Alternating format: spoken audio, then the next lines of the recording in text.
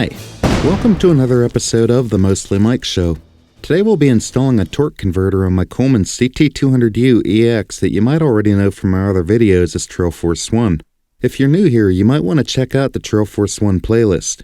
It contains all the upgrades to the CT200U EX as I do them, as well as some tips and tricks to make the jobs easier. Some of which you'll see here first because I pioneered these methods. So let's get started. To get you up to speed, literally, I had recently lowered the gearing by way of installing a larger rear sprocket which has dramatically improved bottom end torque as I demonstrated on Hemorrhoid Hill in that video.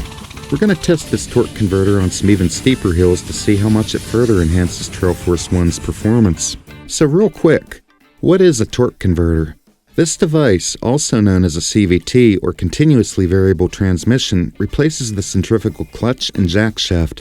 It gives you infinite gear ratios based on demand as well as the engine RPM, where a centrifugal clutch is just one speed and will slip under greater loads caused by steep hills and heavier riders carrying tools. Let's see what's in the box.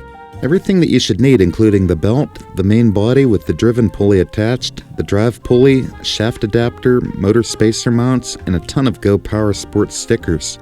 Oh, and a new side cover which was only available in blue, but we're going to give it a badass paint job later on in this video.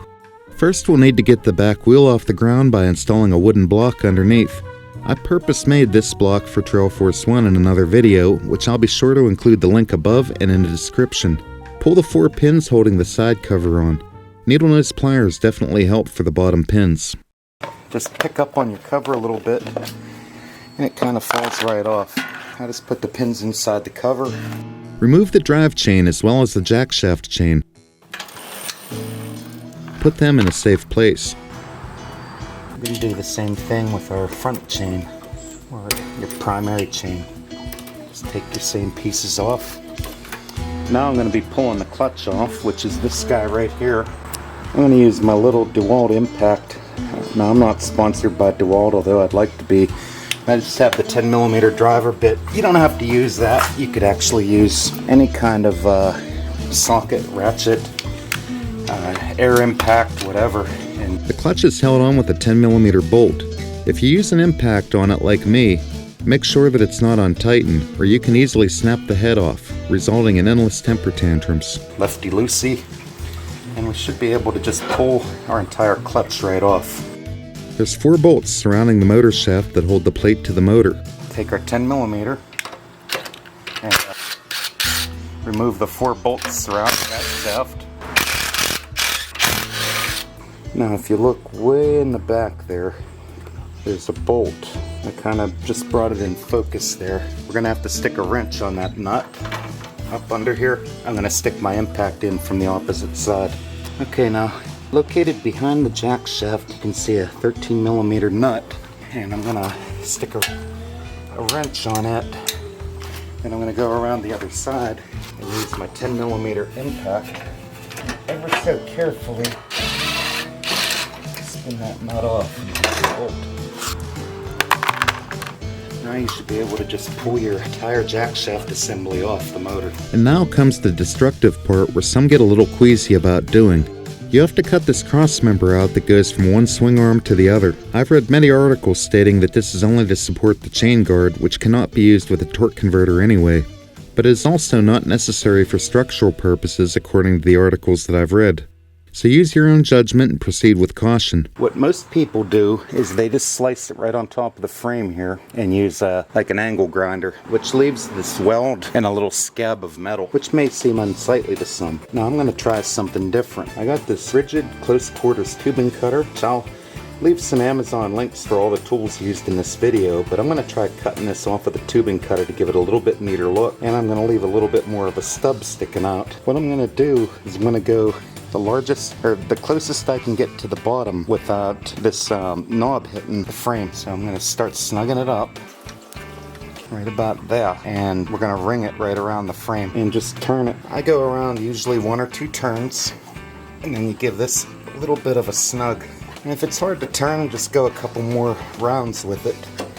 It should eat its way down through. And you'll hear it when it's about ready to go through. You'll hear like a little crack as you're turning. You can go either direction on it. There we heard the pop.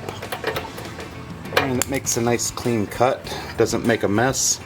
And it's a little cheaper than using a Sawzall, a little cleaner than a hacksaw. And definitely less sparks than a Metabow or an angle grinder. And you'll know when you get down to the middle, it just starts getting easier, like faster. Like this is probably going to be the last time I tighten. Unless it isn't, but it was. The tubing cutter did the job nice and clean, especially after covering the ends with some red heat shrink, which gives it that trail-rated look. Diameter heat shrink, and I'll leave an Amazon link in the description, but I'm just gonna put about a 3-inch long piece on each side. They make this in red, black, you can get yellow or whatever. And I got my heat gun here, and I'm just gonna shrink it on the end just to give it a little better look and take away any sharp edges that might be there. This is a perfect time to take your favorite degreaser and wipe the engine down a little.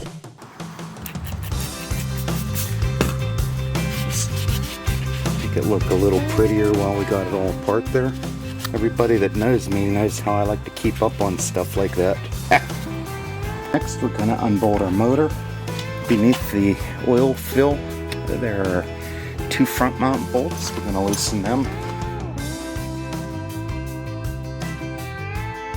And then we have our 2. Now the footprint of your motor is going to make a mark here.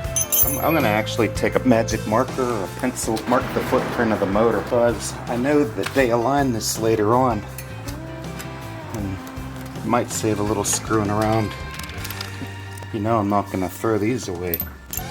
Most of these you don't even have to put the 10mm wrench underneath. You can kind of hold it with your finger and they just spin off. And our motor is loose. You're going to need to remove the 4 bolts holding the muffler heat shield on.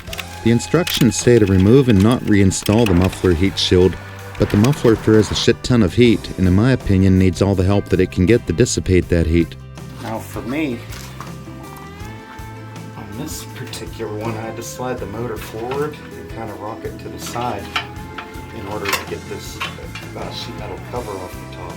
I'm looking at the clearances on this, being that I kind of want to save it because of heat issues. A lot of heat comes up and I'm worried about burning my leg on this if I'm out in the woods and I'm wearing shorts or something like that. So I'm going to try something here. You may not want to do this at home. You can see where I marked this little panty liner shaped mark on here. What I'm going to do is take old Mr. Jim Dandy here. I guess it doesn't have to be that brand. What I'm going to do is ruthlessly beat this little mark here. I guess that wasn't ruthless, but hopefully that's going to give us the clearance that we need. Okay, before I get too carried away, let's try it. I might mention when you are moving this motor around and wrenching on it to be extra careful that you don't end up knocking the motor off the frame. It could injure you, so I'm being very careful how much pressure I put on here while I run these bolties back in. Alright, I seriously think it's going to work. So I made some alterations to leave it on as shown. I figured what do we have to lose if the instructions call for leaving it off anyway. Now we're going to take our spacer block. And I'm just resting my arm on the back side of the motor, rocking it forward.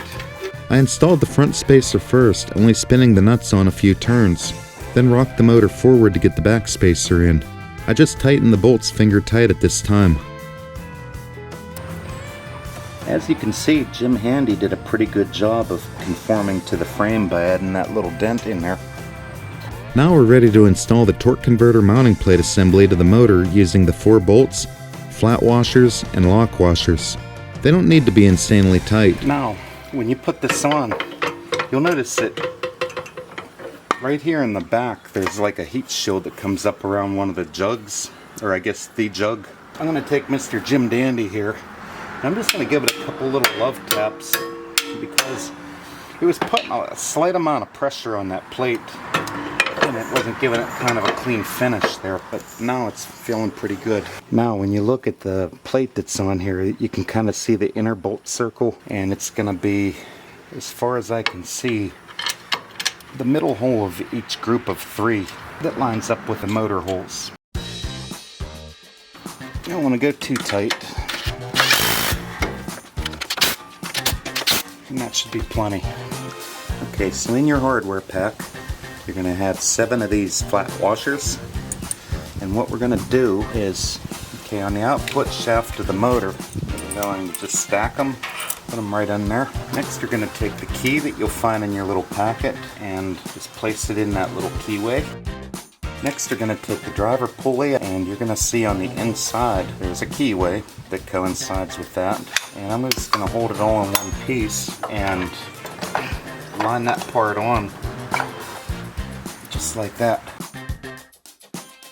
Now, if you look, there's like a little lip on the inside of here, and you want to make sure that that kind of aligns the outer edge of this this plate.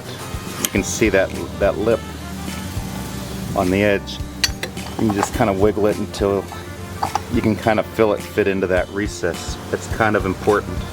Alright, so to clarify this, you can take this back off. You have your adapter, which just slides over the original shaft. The first thing to go on is the flat back piece that goes against the motor. And inside of here you have this cog piece, and of course there's an edge of it that has a lip on it that goes toward the outside. You got to line it with the keyway, put it on. This piece just lines up with the cogs. And then of course you have your outer cover that goes on, and like I said, you got to make sure that the cover goes into that little recess that lip makes. Okay, so in your packet you're going to find this long 6mm bolt that goes into the center that retains all this on. There's a lock washer. Now I took the old flat washer off of my old retaining bolt, the shorter one that held the other centrifugal clutch on there. And I'm using that because that's a rather large hole in this Belleville washer. Now that washer, you know, you want the dished in part to face the front driver pulley, and still make sure that you maintain that this is centered on that little lip we spoke about a little while ago. I'm going to run it in by hand until this is all kind of snug together. Okay. And I'm going to take my 10mm wrench, and you don't want to over tighten this because it's only a 6mm bolt and it could break off, and you definitely don't want to break that off in your crank shaft. There's no torque spec, but you don't want to over tighten. Now let's have a look at the belt that they give us with this. One side is cut at 90 degrees to the face. The opposite side is on a taper. And we're going to put the 90 degrees side toward the engine. So what we're doing, you have again the 90 degree side, put that toward the engine. We're just going to start it on the back and just kind of roll it on. And although that looks kind of loose to me, we're going to see here in a minute how this works. Okay, now if you look in from the back, so right here you can see the sprocket inside, and that's where we're going to thread our chain down through. See the teeth on the sprocket? It's real hard to get in focus there.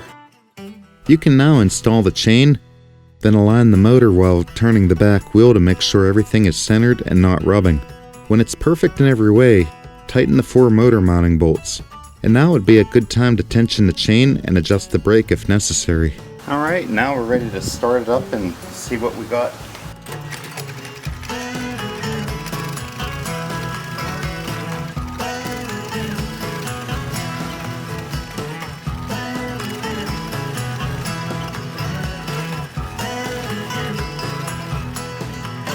And the last thing we need to address is the side cover.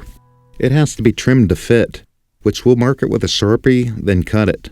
There's many ways to milk this duck, such as a knife, hacksaw blade, etc., but I'm going to use my Stanley Fatmax aviation snips, which made the job effortless.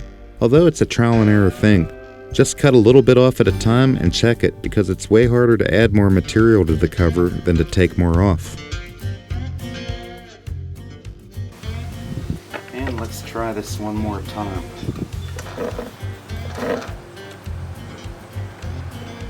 I gave the cover a camouflage paint job, which I will go into the specifics of in another video in the interest of saving time on this video. Now everything's back together, so let's head out to some hills and see how this mod performs.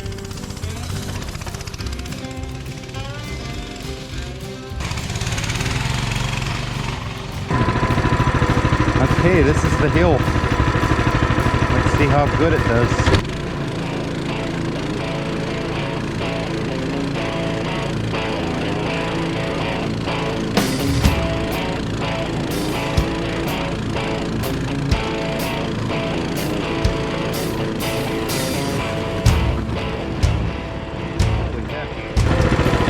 That's a lot more torque.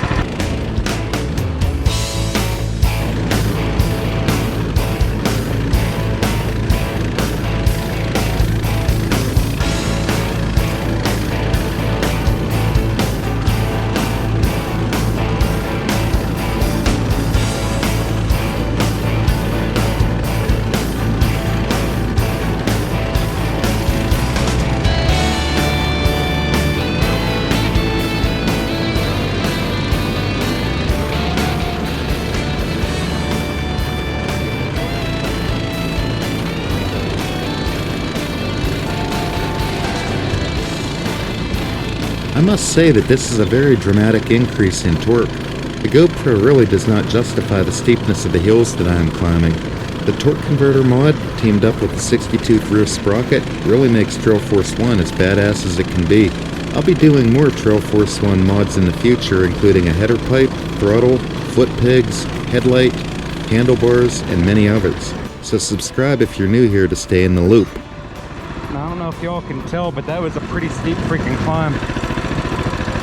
That's really hard to climb on a pedal bike.